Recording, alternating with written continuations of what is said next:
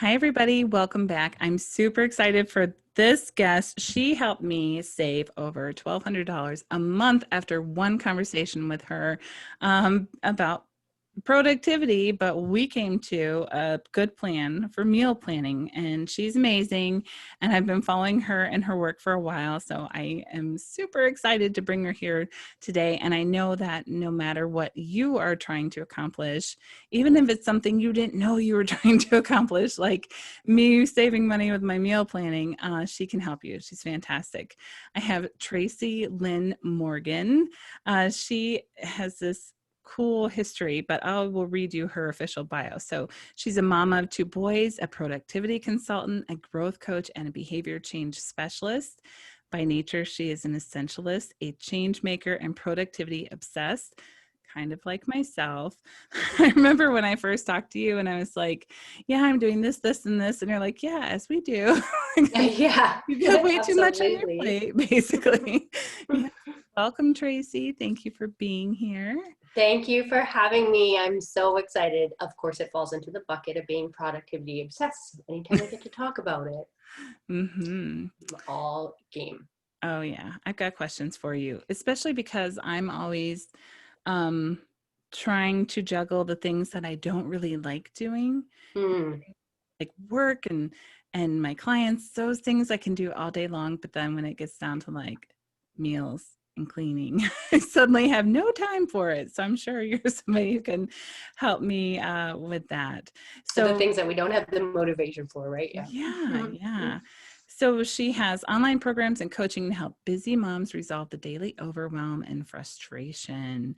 Oh, and I love you have a product that we'll talk about later called Well Planned Week, and people Mhm. can go grab that Yes. too while they're listening. So Tracy, thank you. I'm curious, what did you do that led you to this work? Because everybody needs this help. How did you end up here? Yeah. So my journey, like so many of us busy moms, right? Purpose-driven moms, is I was in corporate consulting. So that's, pre-kids. What I did, productivity specialist and behavior change and change management. And I was pregnant with my first, and I was working in another country, as you do. And my husband was here, and it came time to have our baby, and of course I had to stop the contract because I couldn't fly legally anymore, or wouldn't want to for the safety of the baby. So I came back here, ended a contract, and just thought, I just had this vision. I just get everyone settled and kind of go back out and kind of continue on that consulting gig type thing. Well, we ended up having our baby 7 weeks early and ended up in NICU for 5 of those weeks, and it rocked my world and it changed it. And it was like overnight, what I thought I wanted for myself wasn't the reality of who I was becoming as a mom. And so I needed to step back and rethink that. And, as any kind of big life change, right, when we step into it. And so I started applying what I knew, in kind of from my consulting world and change, and looking at kind of what is important to me and what's my vision and how do I kind of go about kind of evolving that and evolving my life in the direction that I really want to go. And it turned into like, what, this is actually helpful. Like I can actually apply this to other moms. I'm sure that other moms have this challenge as well. And so I transitioned into more serving moms, purpose-driven moms. So where you have a big goal or vision, or maybe you're starting up a business, or you have a passion project on the go, and you're trying to kind of fit all these things in. And how do you go about making sure that the life that you're creating for yourself is really who you want to be, who you want to step into, and that you're getting the most value out of that time. And there's so many things in this world to choose from. How do we kind of navigate that and have a fulfilling life, not necessarily a full or busy life, but a fulfilling life? And so that was what I wanted to offer out there, and I thought would be important. Oh, wow. So you you said that you kind of just aligned what you were doing to the life that you wanted to have. So the baby came and NICU would just throw you for a loop anyway. But what was the big thing that you wanted to be productive? Did you find that you were like frustrated that you had to suddenly spend so much time with these kids and the babies and couldn't really do the things that you wanted to do. And so, Yeah. And I think, we all have, when we connect in with who we really are kind of becoming, right? Who we are, because we're constantly growing and constantly evolving. And there was part of me that just really needed to be able to connect and contribute in a way that was kind of entrepreneurial. So like I was creative. I needed to create. Like I created this family, and then I just needed to continue to create. And the best way forward for me was to create in line with a business opportunity. So aligning those things of what I was really good with, and what I was known for, what I had a passion about, which is that productivity, and who I was kind of becoming in that, and finding that sweet spot, what I had the skills for. So that's kind of how I focused in on that, and it's different for everyone. And I think that that's the key message. Is I'm not saying we need to kind of drive. For me, that's what I needed. I needed to express a certain part of me. And I am a better mom when I have my time and I sit down and I can get those ideas in my head out on paper and into the world. And then I can step back and be with my kids and really be present. I'm a better mom in that situation. And so it's about kind of finding that integration, or what works best for you, a life that works for you, and then bringing that into your day. And that's the underlying belief there. oh, I so relate to that. Just that you just had to continue to create. I feel that pull and that drive too. And yes, you absolutely are a better mom for doing that. And not only for doing it like for yourself, but just modeling that for them. And that, look what I can do. And I'm putting my gifts into the world, and I have something to offer, and I'm more than just your mommy, because that shows them, like, do you have girls? You have two boys, right? Two boys, yeah. But even for them to show them that, hey, women have major things to contribute to the world, and we're going to take time, and we're reclaiming our time to do it. And it's so good for your mental health and everything too. Absolutely. And I really do believe that we should grow with our kids. Right? Oh yeah. Because they grow, and we foster and we nurture, and we don't want to be left behind on that. We all grow. It's innate in who we are. It's kind of like that Maslow hierarchy, if you want to get technical on that, but just that higher need to really kind of connect in with who you are becoming and grow in that self-actualization, right? Oh, it's amazing. We all need it. It's a need. Yeah. Thank you for pointing that out, that it's a need, because I think it's so easy for moms to think that our baby's needs are way more important than ours, and we can't actually meet them if we aren't taking care of our needs first. Okay. So where do we start? Like, I know I've got specific questions for you here, but I'm just like, where would you even begin? What did you start with to really make that time to begin with? Totally. And this is for the moms that I work with. There are key questions. And I think if I had to leave kind of a process or something to consider, it's figure out, from a productivity perspective, figure out what the problem is. Like, what's the root issue that's bogging you down, that you can't move forward? Because, you can do a whole bunch of different productivity methods or something that, you hear out there, but you really want to connect in with what you need out of it and figure out kind of what that root issue. And for me, where it started was I needed the time. Like we all do, right? Like that was the break-in. Well, the first one was actually, I needed to connect with meaning in my life and have a vision. So I talk about that kind of in my backstory. That was huge. Like, and as soon as I got crystal clear on what I wanted and where I was going, then I needed the time. Yeah. Right. And it didn't take much. I didn't need much time, but I needed a little piece of that me time, for whatever that is. It can be whatever it is to different people, right? But I needed to create that time. And the method that I went to was planning out my week. And because a week is a long enough chunk that you can really get some traction, but short enough that you can see it. It's right in front of you, so it's not as overwhelming. And so I started to dig in on that weekly planning. And I know this from, my background and experience in terms of how to set things up and look at how to kind of be more effective in your day and your week, right? And so I dug in there and looked at creating that space. And the thing with planning, right, it's not about the weekly plan. It's about the act of planning. And that's where I started. And you know what, there's a great quote by Eisenhower. I think it's not the plan, but rather the planning that makes the impact, right? And so actually taking the time, and that was one of the things that I found stepping into motherhood, is we're so busy that, and there are so many choices, and we're constantly bombarded, that we need to be more discerning with how we choose to spend our time. And the way in to do that is about setting up time each week to slow down, kind of find quiet, and really figure out what you need to get from that week, as opposed to the in the moment. Because, you know, for any good habit, you try to choose a good habit in the moment and forget it, right? And productivity is no different. Productivity is about habits as well. So if you can step in and start planning at the beginning of the week, or just kind of create that time and space for yourself, like we say, right? Hold space for yourself. And think through strategically what you need to get out of your week, then you're more likely at the end of the week to be able to kind of produce the result that you're looking for. And that result is going to be more in line with what's important and what matters to you.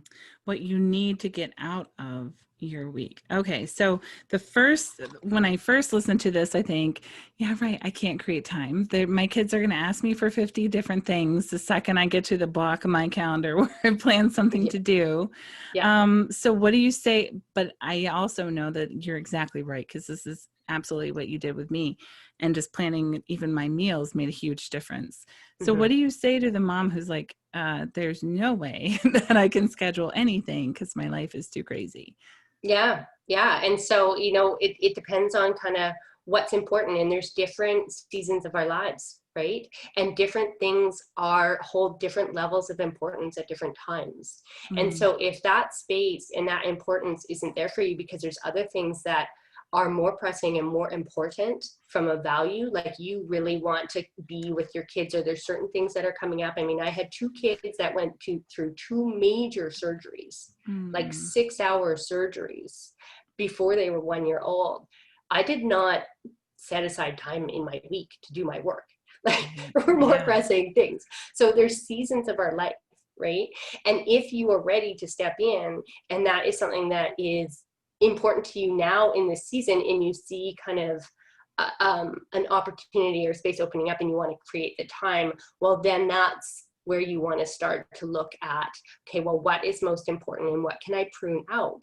And it goes back to that, the things that you say no to open up space for the things that matter most, and the things that you can say yes to, right? And so if that's, you know, you have a goal and you've set a goal for yourself, you can do, how much time in the week do I want to commit to this goal?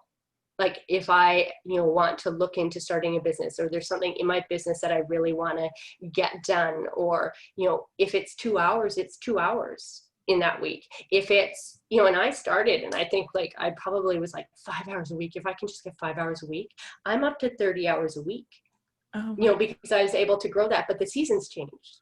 And so you need to figure out kind of what's right for you. And then you start to be really intentional with how you set that up. And if you can start, like any little habit, if you start that, you can grow it, right? If you start and you're like, I want 30 hours a week, and you haven't, you know, you don't really have a plan in place, and it's not realistic for the season that you're in, you want to set yourself up for success. So what I always say is choose a chunk of time. If that's what you're looking for, if that's the root issue that you're trying to solve, is you want to look for pockets of time to open up, then look in and set time that you think that you are an 8 out of 10 confident that you can do that. And then you can look at how, you know, you reverse engineer it, and you talk to your kids and you set the boundary, and you talk to your husband or whoever else is in your house to say, this is what I want. And you kind of put the guardrails around that, and you create edges to that time, and you protect that time, and you set that as a priority. And it would change under these circumstances, and that's okay. You know, like if there's something that happens with your kids and that takes you away, fine, you set that, right? But you kind of manage those expectations as you go, and you grow it over time for what works for you. Oh, that's awesome. I think that what you just said is really important, that you pick a chunk of time that you're pretty sure you can make work. And then, of course, a great reminder to set a boundary around it and have edges to it. And even to let them know, I think, like you were saying earlier, let them know how important it is to you and what you're trying to achieve. And it's a big thing for you. And you really just how you feel and what you need around it. It's so good.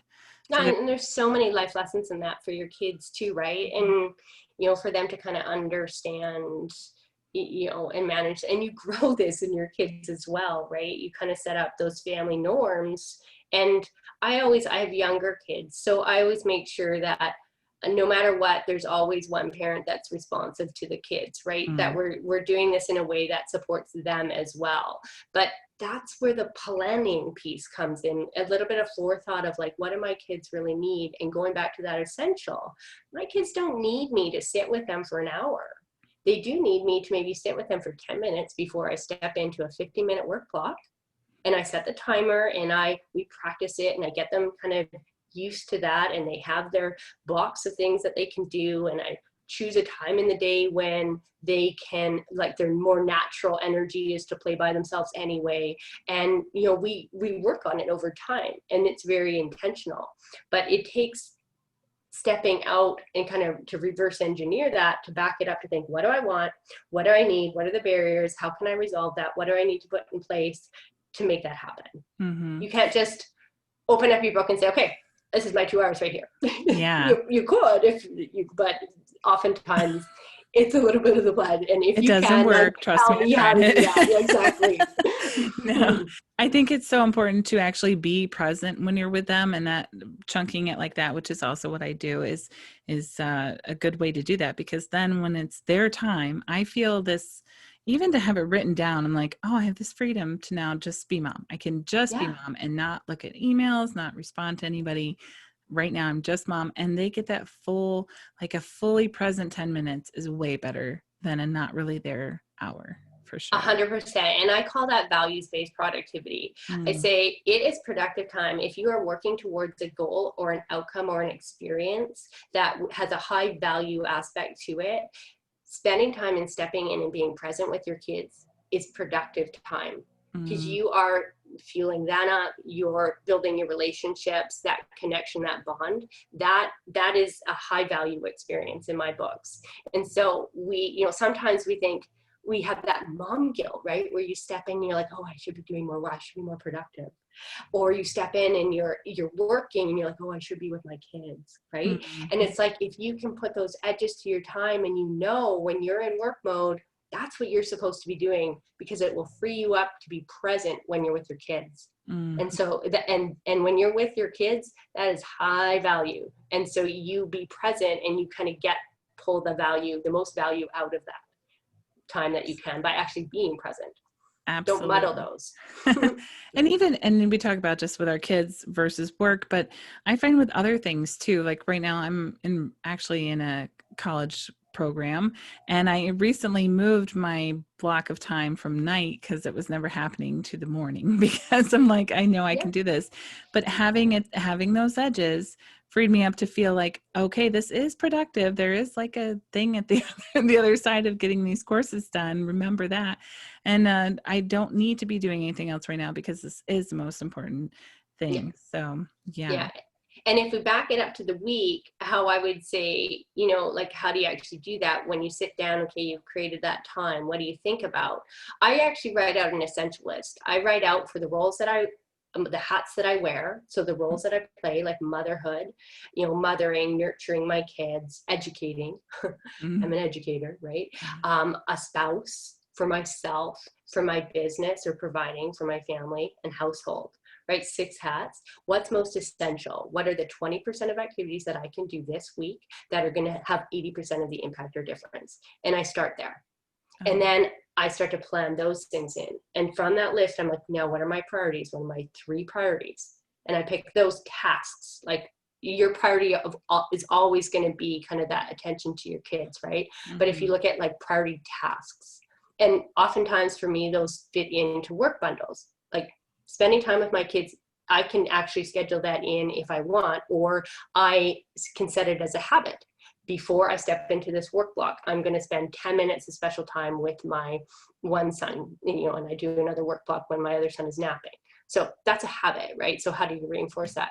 But if I can pick my 3 priorities and then I break those priorities down into subtasks and look at the time that I think it will take me, then I can start to plot that into my week, and it's reasonable. Then on a crazy busy Tuesday, when I look at my calendar and I'm like, okay, you know what? I have 3 hours to create this freebie this week. And Tuesday is my day. I'm going to do 1 hour in the morning, and I'm going to do another 2-hour block when the kids are napping. And I have an overflow if that doesn't work. Okay, freebie, done, Tuesday. I hit Tuesday, I know exactly what I'm doing. And at the end of the week, it adds up and it makes sense. And it's something that actually kind of, those little steps that add up to something that actually is more meaningful, that rolls up to bigger goals. So that is kind of that: set a goal, figure out your essentials, set your priorities, and then get it into your week. It's kind of the big moves that I would say for planning my week.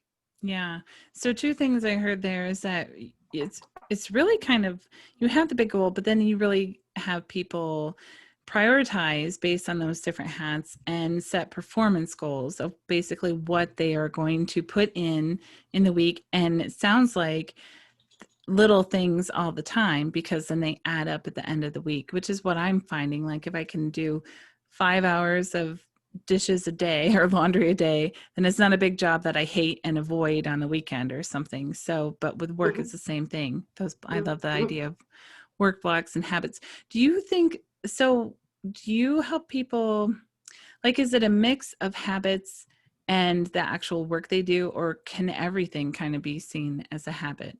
I set the habit as, the habit is planning my week. So Sunday night, that's a habit. Those kind of routine, like repeatable things. And then setting a work block, it depends. If you have the same work block every time, if you're going to get up from 5 a.m. and work till 7, and you do that repeatedly, then a habit might be, I set my alarm, I wake up, and my reward is the smell of coffee and Eggo waffles. That's, swear to God, what I do. That's how I change. I'm not a morning person, but I will wake up for Eggos every day of the week. Right. And so that becomes a habit. What you fill that work block with is a task, right? And that task is broken down to a project, and that project supports a goal. And so if you're, setting that higher level goal, you might have your yearly or your quarterly or your monthly. You want to, just start by setting, what's the goal for the week, right? Based on kind of how that rolls. And I like to set, if you're kind of new into that goal setting, you set a goal that's within your control. So it's not like make X amount in my business. It's like, and that's where that performance goal can come in. If you want, like, make X number of calls this week, or launch this product this week, or finish my product sales funnel this week, right? Something tangible that I can actually deliver on, as opposed to something that is more of an outcome based, that you can roll that up to higher levels, but at a weekly level, you want to be able to deliver. And that feels good too, and it's motivating, and you want to again make it so that you know that you can actually achieve it, that you're confident that you can kind of get that level done. Yeah, that's exactly what I've kind of like been focusing on in the past few weeks, like remembering that I'm actually really super productive, and just because XYZ didn't happen doesn't mean that something's wrong with me. Did I actually do the things that I needed to do to even make that a possibility? Like, did I actually sign in and do the course to get the degree, or did I just think about it and worry about it? Exactly. How can you action it? Like the small actions, they add up. What would you say to somebody like me who constantly switches the project? Like I have like shiny thing syndrome, and I'm like, oh, let me go to work on this. And I feel like I have so many projects. Do you think it's better to have like one at a time? How do you talk to I think strategy is important there, and really kind of having that higher level strategy of what you're going to, and then connecting in with why that's important, right? And knowing your end game, knowing the vision, knowing what you're working towards. And then when you're in that strategy level, sometimes a good way to approach that is to really look at when will I, so it's always easier to set guidelines for yourself while you're not in the heat of the moment, if you will, Okay. for lack of better words. So set guardrails for yourself of, I'm going to try this product out. I'm going to beta test it. At the end of the beta test, after I have 20 people through, that's when I can make the call whether I'm going to stick with this or not. Or, I'm going to try this method or this system, and I'm going to make a decision point at this point in the game. Oh, I So like that you're not kind of constantly, but what you're doing is you're actually using the feedback. So you set the strategy, you set the plan, right? You implement, and then you have checkpoints to see, am I on track? Is this working? And those are decision points. So you don't constantly kind of uproot yourself and go for the next shiny object. You see it through to the decision point, and then you make the call. Is that something that you would help me with, that I could you'd work with people for a while and check in and see how it's Absolutely. going? Oh, Absolutely. okay. Because I find, especially as busy moms, it's hard to have those conversations with ourselves, first of all.